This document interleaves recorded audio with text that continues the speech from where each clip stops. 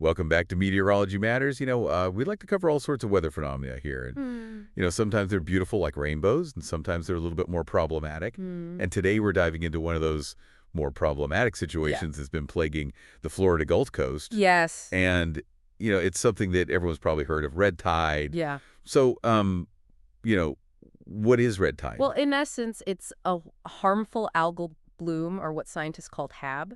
Okay. And a bloom is really just a rapid accumulation of microscopic algae. Got it. And in this case, the culprit is a little organism called Karenia brevis. Karenia brevis. That's it. And it's a naturally occurring organism in these waters. But just like anything else, too much of a good thing can become a bad thing. Yeah, and this red tide is a natural occurrence. Right.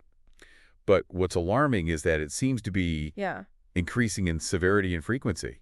Yeah, definitely. We are seeing more and more intense blooms and more frequent blooms as well. Yeah, so it's painting a pretty grim picture. Yeah, literally. Right. The water turns this rusty red color. Yeah. But that's just the, tip of the iceberg, really. Right. So let's unpack the real issues here. Okay. You know what makes red tide such a big concern for Florida? Well, imagine, if you will, beautiful beaches with white sand and turquoise water that are now just covered with hundreds of dead fish. Oh, wow.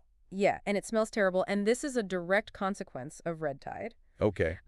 These blooms deplete the oxygen in the water, creating these dead zones where marine life just can't survive. Wow. We're not just talking about fish either. Really? We're talking about dolphins, manatees, sea turtles, all sorts of creatures are affected. That's awful. Yeah, and the stench from these massive fish kill us. Yeah, you mentioned that. Yeah, it is another blow, but this time it's to the residents and businesses along the coast. Yeah, it's a multifaceted issue. We've talked about the marine life. But what about us humans? How does red tide affect our health? Yeah, so red tide releases these toxins into the air and water. Okay. And these can cause all sorts of reactions in people. Like what?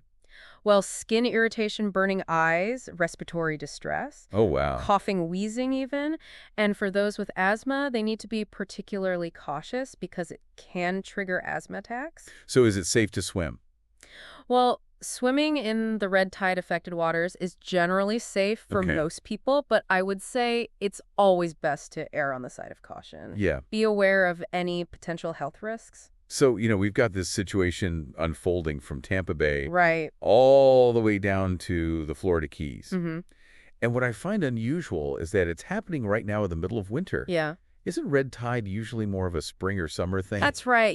It's more common in the warmer months. Okay. But this unseasonal bloom could be a sign of warmer than normal ocean temperatures. Oh, that's interesting. Yeah, definitely something that we're going to want to keep our eye on. Right. And there's some speculation that those hurricanes, Helene and Milton, that hit Florida back in 2025, they may have stirred up all these nutrient-rich waters, essentially fueling the algae's growth. Yeah, exact. Hurricanes, they churn up the ocean. Yeah. Bring all these nutrients up to the surface, and that can definitely contribute. Okay, so we've got the hurricanes, we've got the warmer waters. Right. Now you're talking about these nutrients. And my mind immediately goes to pollution. Yeah. Especially agricultural runoff, which is a known issue in Florida. Yeah. Is there a connection there? You're hitting on a key point there. Pollution, particularly agricultural runoff, is a major suspect in the severity of these red tide blooms. Okay. Think of it like this: the excess nutrients from the runoff. Yeah. It acts like a super fertilizer for the Karenia brevis algae. Oh, wow. Allowing it to grow unchecked. Okay. It's like giving an already strong athlete performance-enhancing drug. All right. That's a powerful analogy. Yeah. But is there any, concrete evidence that pollution and red tide are linked? Well, there's a growing body of evidence that suggests that this isn't just speculation. Okay. Studies have shown a possible link between red tide blooms and the increasing acidification of Florida's estuaries. Estuaries. Yeah, those delicate ecosystems where rivers meet the sea. Okay. And it's a bit of a vicious cycle, actually. Oh, a vicious cycle. Okay, tell me more about that. Well, as the red tide algae decomposes, it releases carbon dioxide back into the water. Okay. And this localized spike in CO2 actually contributes to ocean acidification, which is a problem with far-reaching consequences for marine life. So it's not just the immediate impact of the red tide. No. But the decomposition process itself makes the environment even more hostile. Exactly. It's a double whammy. So what can we do to mitigate these blooms? Well, that is the million-dollar question, isn't it? Yeah. It's a complex problem, and there's no quick tips, but there are ongoing efforts to Okay. understand and address this issue. Okay. Organizations like, I think it's NOAA, Oh, the National Oceanic and Atmospheric Administration, okay. and the Florida Fish and Wildlife Conservation Commission are really at the forefront of this battle. Okay, so what exactly are they doing to combat red tide? Well, they're responsible for monitoring red tide events, Okay. conducting research to try to understand the causes and impacts, Mhm. and then communicating that vital information to the public. Okay. They even have educational resources like videos and brochures and things like that. Yeah, I've seen some of those videos. They're quite informative. They are. But it seems like there's this growing sentiment that we need to be doing more. Yeah, There are calls for a state of emergency declaration. right. What's your take on the government's response so far? Yeah, the government's response has been met with mixed reactions, I'd say. Okay. Some environmental groups applaud the reactivation of the Red Tide Task Force Oh, okay. and, the increased funding for research. Mhm. But then there are others who say that the focus on pollution control, Right. which we talked about as a key factor, isn't strong enough. Yeah. So it's a delicate balance, Yeah. between addressing this immediate crisis Yeah. and tackling the long-term problem of pollution. So we're seeing both this immediate action and these long-term strategies Yeah. being implemented. Right. Are there any specific research or mitigation efforts that you find particularly promising? Absolutely. Mote Marine Laboratory Yeah. is doing some really groundbreaking work. Okay. They're actually out there in the field testing mitigation technologies directly in the open water. Interesting. Yeah, it's crucial because lab settings can't fully replicate the complexities of the Right. natural environment. So it sounds like there's a lot of energy innovation going into tackling this problem. Yes, there is. But we can't ignore the elephant in the room. Right. Climate change. Mm-hmm. How does this global issue factor into the red tide equation? That's a really critical question. While red tide is a natural phenomenon, Right. there's increasing concern that climate change, Yeah. and specifically the warming ocean temperatures, might be creating conditions Okay. that are more favorable for these harmful algal blooms. Oh, So these warmer waters could essentially be acting like an incubator, wow. leading to more frequent and more intense red tide events. I think I actually read something from the National Oceanic and Atmospheric Administration Uh-huh. that was linking climate change Yeah. to harmful algal blooms. You're right. There is scientific evidence to support that connection. Mhm. And this is where science kind of intersects with policy and public opinion. Yeah. The role of climate change in events like red tide can become a very political tranche topic. Absolutely. And we're not here to Right. delve into the political debates, No. but it is crucial to acknowledge Yeah, the potential influence of climate change definitely. on the frequency and severity Yes. of these events. It adds another layer of complexity to an already multifaceted issue. Okay, so we've established that red tide is this complex interplay Right. of natural occurrences and human influence. Uh-huh. But what can we as individuals do to minimize our contribution to the problem? That's where it becomes empowering. Okay? Even in the face of what seems like this insurmountable challenge. Right. Individual actions, when multiplied across a community, can absolutely make a difference. So while the science is complex and the solutions require this collective effort, Mm-hmm. you're saying there's still room for individual action to make a real difference. Absolutely. It's easy to feel overwhelmed by the magnitude of these environmental problems. Yeah. But every little bit helps. Right. We all contribute to the health of our waterways, whether we realize it or not. All right, so let's talk practical steps then. Okay. What can our listeners do in their daily lives to help combat red tide? Well, it starts with awareness. Okay? Understanding the connection between our actions on land Mm-hmm. and the health of our oceans is crucial. Right. Something as simple as reducing fertilizer use in your garden Okay. can have a really positive impact. Yeah. Fertilizers, they contain nutrients, and when those nutrients are washed into waterways, Yeah. it contributes to the algal blooms. Okay, so being mindful of what we're putting on our lawns and in our gardens Exactly. is a good starting point. Yeah. What else can we do? Proper waste disposal is another big one. Okay. Never dump anything down storm drains Right. because those often lead directly to rivers and oceans. Yeah. Even seemingly harmless things like pet waste can introduce excess nutrients Oh, wow. into the water system, Interesting. and that can feed those harmful algal blooms. So it sounds like small changes in our habits can have a ripple effect. Exactly, they can. Anything else? Yeah, supporting organizations working to address the problem Okay. is another impactful action. Yeah. There are groups doing amazing work out there, from researching mitigation technologies to advocating for stronger environmental policies. Okay. So donating your time or your money to those organizations Yeah. can make a real difference in the fight against red tide. Great points. We've covered a lot of ground in this episode so far. Yeah. We explored the devastating effects of red tide, Mm-hmm. the potential link to climate change, Right. and importantly, what we can do to be part of the solution. Yeah. It's clear that red tide isn't just a Florida problem. It's not. It's a reminder of this intricate connection Yes. between human activities and the health of our planet. Absolutely.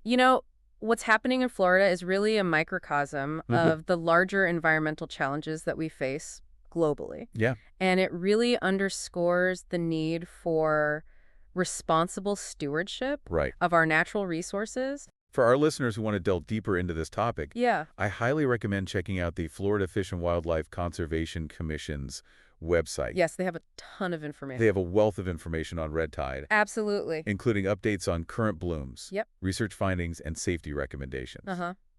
And if you're interested in exploring other fascinating weather and climate-related topics, Yes. be sure to follow meteorologist Rob Jones on Instagram, You got it. meteorologist, and on TikTok, TV meteorologist. That's me. And don't forget to subscribe to Rob Jones Hurricane on YouTube, Yes. where you'll find past episodes of Meteorology Matters. That's right. Thanks for joining us on this deep dive into red tide. You're welcome. We hope you found this episode informative and empowering. I did. Remember, even small actions, when multiplied, can create a wave of change. They can. Until next time, stay curious and stay informed. Great advice. Yeah, and another thing that NOAA and the FWC are looking at are the potential long-term impacts of red tide on the ecosystem, Yeah, because it's not just the immediate effects of the fish kills and the respiratory problems. right. It's also the long-term damage that these blooms can cause to the delicate balance of the ecosystem. So what kind of long-term damage are we talking about? Well, one of the big concerns is the impact on seagrass beds. Okay. Seagrass is like the foundation of the marine ecosystem in many ways, Right. provides food and shelter for a wide variety of species. Yeah. But when red tide blooms occur, they can block sunlight from reaching the seagrass, Oh, wow. which can cause it to die off. Okay. And that has a ripple effect throughout the entire food web. So it's not just the Karenia brevis directly harming marine life. No, it's also the indirect effects of the bloom on the habitat and the food sources. Gotcha. So it's really this kind of cascade of negative impacts. Exactly. And then you've got the economic impacts, too. Right, because Florida's economy is heavily reliant on tourism. Exactly. People come from all over the world Yeah, to enjoy Florida's beautiful beaches and its vibrant marine life. absolutely. But when red tide hits, it can really hurt the tourism industry. Yeah, I've seen reports of beaches being closed Mm-hmm. and businesses struggling because people are staying away. Absolutely. Hotels, restaurants, fishing charters, Right. they all suffer when red tide comes to town. So it's this economic ripple effect as well. Exactly. And it's not just a short-term problem either. Oh, don't- These impacts can linger for months or even years after a bloom has subsided. So red tide is this environmental and economic threat. Yeah, it really is a multifaceted problem. So given all these negative impacts, what can we do about it? Well, as we discussed earlier, there is a lot of research and mitigation efforts underway. Mm-hmm. But, one of the key challenges is that red tide is a natural phenomenon. Right. So we can't just eliminate it completely. Okay. But what we can do is try to manage it. Right. Manage the blooms. Exactly. Try to release their intensity and frequency. Okay. And how do we do that? Well, there are a number of different approaches. Oh, good. One is to control nutrient pollution. Mm-hmm. That's that agricultural runoff that we were talking about. Right. By reducing the amount of nutrients entering the water. Yeah. We can limit the food supply for the Karenia brevis algae. So basically starve the blooms. Exactly. And that can help to keep them under control. Okay. So what are some ways to control nutrient pollution? Well, there are a number of things that can be done. Yeah. Things like improving wastewater treatment, Mm-hmm. implementing best management practices in agriculture, Okay. restoring wetlands, which can help to filter nutrients out of the water. Right. Those are all long-term solutions, though. They are, but they're essential for addressing the root causes of the problem. Okay. So those are some of the things we can do on land Mm-hmm. to help prevent red tide blooms. Exactly. But what about once a bloom has already occurred? Well, in those cases, there are a number of mitigation strategies that can be used. Like what? Well, one approach is to use clay flocculation. Clay flocculation. Yeah, it's a mouthful, I know. Okay. But basically it involves spraying a fine clay over the affected waters. Okay. And the clay binds to the Karenia brevis cells, causing them to clump together and sink to the bottom. Interesting. So it removes the algae from the water column. Exactly, and that can help to reduce the concentration of toxins in the water. And what about those toxins that are already in the water? Well, there are some technologies that are being developed to remove those toxins. Oh, wow. Things like activated carbon filtration and ozone treatment. Interesting. So we're looking at a combination of prevention and remediation. Exactly. It's a multi-pronged approach. Okay. And it's going to require a collaborative effort from scientists, policymakers, and the public. Right. It sounds like we're all in this together. We are. And, the good news is that there's a lot of progress being made. Okay. That's encouraging. Yeah. And, as we learn more about red tide and its causes and impacts, we'll be better equipped to develop effective solutions. So there's hope for the future. Absolutely. There's always hope. And it's really important to remember that we're all connected to the ocean in some way, even if we don't live right on the coast. Right. What we do on land can impact the health of the ocean. Absolutely. So it's this interconnectedness Exactly. that we need to be aware of. Yeah. So you've given us a lot to think about today. I hope so. What is one final thought that you would leave our listeners with? I would say that knowledge is power. The more we understand about red tide and its causes and impacts, the better equipped we'll be to make informed decisions about how to protect our oceans and our coastal communities. Right. And those decisions can range from, individual actions to supporting research efforts to advocating for policy changes. Exactly. So it's this multi-pronged approach that involves all of us. We all have a role to play. Well said. Well, thank you so much for joining us today and sharing your expertise on red tide. Oh, it's been my pleasure. And for our listeners, if you want to learn more about meteorologist Rob Jones, you can follow him on Instagram, That's right, meteorologist, and on TikTok, TV meteorologist. Yep.